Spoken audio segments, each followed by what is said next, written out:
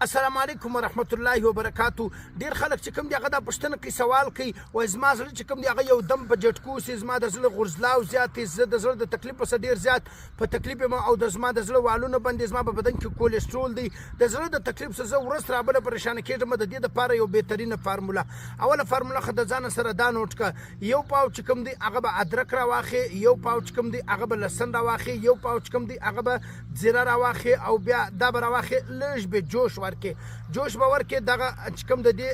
رس چې کوم دی جوس چې کوم دی هغه به راواخې، او په دې کې به 2 چمچې شات چې کوم دی هغه به ولړې.